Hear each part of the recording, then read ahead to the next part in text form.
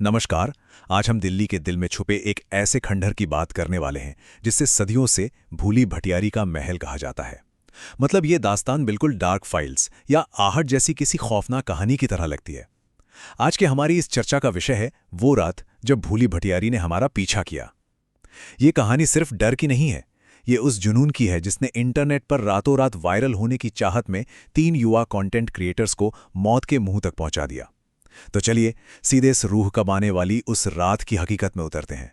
वो रात जब भूली भटियारी का साया उनके पीछे पड़ गया। तुम भूली भटियारी को क्यों भूल गए? जरा सोचिए। एक ठंडी, खुरदुरी और बेहद बूढ़ी आवाज अंधेरे से निकलकर सीधे कानों में फुसफुसाए। ये कोई मनगढ़ंत फिल्म का डायलॉग नहीं है, ये वो आखिरी चेतावनी थी जिसने उस रात उन तीनों दोस्तों की जिंदगी हमेशा के लिए बदल कर रख दी। यही वो सवाल था जिसने उस सदियों पुराने डरावने सन्नाटे को तोड़ा था। अच्छा, अब इस पूरी घटना को थोड़ा समझते हैं। यहाँ दो चीजों का सीधा टकराव है। एक तरफ है विशाल, करण और आयुष का वो मॉडर्न वायरल होने का जुनून, मतलब 12 घंटे का लगातार लाइव स्ट्रीम करके बस किसी भी तरह ट्रेंडिंग में आना है। और दूसरी तरफ है वो खौफनाक सच्चाई जो उस महल के काले इतिहास से जुड़ी है।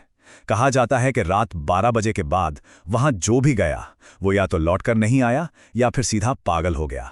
इंटरनेट की शोहरत का सीधा मुकाबला एक शापित खंडहर से था। तो होता कुछ यूं है। रात के 11 बज रहे थे। विशाल, करण और आयुष नई दिल्ली रेलवे स्टेशन के पास अरावली की पहाड़ियों में छिपे उस खंडहर की तरफ निकल पड़े। चारों तरफ घनी झाड़ियां और गहरा डरावना अंधेरा। यहां एक बात पर गौर करना बहुत जरूरी है, करण की मानसिक स्थिति। भूली भटियारी का नाम सुनते ही करण की आवाज में एक अजीब सा डर आ गया था।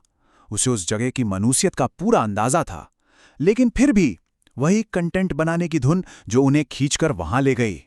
अब ये महल के अंदर जाना महज कोई रास्ता पार करना नहीं था, ये सीधे खौफ की गहराइयों में उतरना था। सबसे पहले वो जंग लगा हुआ लोहे का गेट, जिसे धक्का देते ही एक भयानक चीख जैसी आवाज आई। फिर वो मुख्य प्रांगण, जहां आसमान में आधा चांद निकला था और उसकी रोशनी महल पर किसी लाश की तरह सफेद और बेजान बिखरी हुई थी। सन्नाटा इतना गहरा कि अपनी धड़कनें तक साफ सुनाई दें। और अंत में उनका उस सबसे अंधेरी और पुरानी कोठरी की तरफ बढ़ना, जिसे भूली भटियारी का कमरा कहा जाता था। जैसे जैसे वो अंदर जा रहे थे, माहौल और भी दमघोटू होने लगा। करण ने अचानक फुसफुसाकर कहा कि यार यहां कोई अजीब सी बदबू आ रही है, जैसे कोई चीज सड़ रही हो। लेकिन असली दहशत तो तब शुरू हुई जब आयुष, जो अब तक सबसे ज्यादा मजाक कर रहा था, एकदम से चुप हो गया। उसने अपनी टॉर्च जमीन पे गिरा दी। क्यों? क्योंकि उसे साफ महसूस हुआ कि अंधेरे में किसी अनदेखे हाथ ने उसे पकड़ा है और पीछे खींचने की कोशिश की है। हिम्मत जुटाकर वो उस पुरानी कोठरी में दाखिल हुए। कमरे में सिर्फ धूल, मिट्टी और बीच में रखा एक पुराना पत्थर का ओखल था। लेकिन जैसे ही उन्होंने अंदर कदम रखा, धड़ाम, वो भारी दरवाजा तेजी से अपने आप बंद हो गया, बिल्कुल अपने आप। इसी पल उन्हें एहसास हुआ कि वो अब एक जाल में फंस चुके हैं। वापसी का रास्ता अब पूरी तरह से बंद हो चुका था। और ये चीज़ बहुत ही डरावनी है कि कैसे एक प्राचीन शैतानी ताकत के सामने हमारी ये मॉडर्न टेक्नोलॉजी पल भर में दम तोड़ देती है। रात 11 बजे उन्होंने अपना कैमरा ऑन किया और लाइव स्ट्रीम शुरू किया। लेकिन सिर्फ 5 मिनट, जी हाँ, महज 5 मिनट बाद ही मोबाइल के सारे नेटवर्क पूरी तरह से गायब हो गए। और जैसे ही तकनीक ने साथ छोड़ा, उस खाली और अंधेरे कोने से एक दबी हुई सूखी खांसी की आवाज़ पूरे कमरे में गूंज उठी। खांसी की आवाज़ सुनकर करण ने तुरंत अपनी टॉर्च उस कोने में घुमाई, लेकिन वहां कोई नहीं था। विशाल ने खुद को तसल्ली देने के लिए कहा कि अरे शायद कोई चूहा होगा, लेकिन तभी उनके ठीक पीछे किसी औरत के रोने की आवाज आने लगी। ये रोना इतना दर्दनाक और इतना करीब था कि उन तीनों की रगों में खून जम गया। विशाल ने फौरन पलटकर देखा, लेकिन वहां सिर्फ और सिर्फ अंधेरा था। आवाज बिल्कुल पास से आ रही थी, पर कोई नजर नहीं आ रहा था। अब जो हुआ, उसने उस रात की दिशा ही बदल कर रख दी। सदियों से उस पत्थर के ओखल पर रखी हुई एक छोटी सी मिट्टी की गुड़िया अचानक जमीन पर गिरी और 2 टुकड़ों में टूट गई। और ध्यान दीजिए, जैसे ही वो गुड़िया टूटी, वो रोने की आवाज पलक झपकते ही एक भयानक, कान फाड़ देने वाली चीख में बदल गई। एक ऐसी चीख जिसने उनके होश ही उड़ा दिए। अब सोचने वाली बात यह है कि क्या वाकई उस अंधेरे कोने में कोई इंसान छिपा हुआ था, या फिर ये कोई ऐसी चीज थी जिसे इंसानी आंखों से देखा ही नहीं जा सकता। विशाल और करण के पास सोचने का बिल्कुल वक्त नहीं था, क्योंकि अब वो ताकत अपना असली खौफनाक रूप दिखाने वाली थी। डर के मारे विशाल के हाथ से टॉर्च छूट गई। अंधेरे में करण ने आयुष को कस के पकड़ लिया। उसी पल उन्हें महसूस हुआ कि उनके ठीक सामने से कोई बहुत तेजी से गुजरा है। वो कोई हवा का झोंका नहीं था, वो एक साया था। और फिर विशाल को ऐसा लगा जैसे किसी ने बिल्कुल उसके कान के पास आकर एक बेहद बूढ़ी और खुरदरी आवाज में कुछ फुसफुसाया।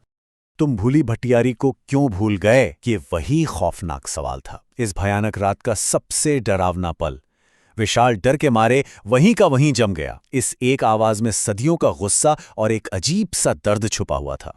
करण ने किसी तरह हिम्मत करके टॉर्च उठाई और सामने रोशनी डाली। सामने जो मंजर था ना, वो रूह कंपा देने वाला था। आयुष, जो अभी तक करण के साथ खड़ा था, अब जमीन पर गिरा हुआ था।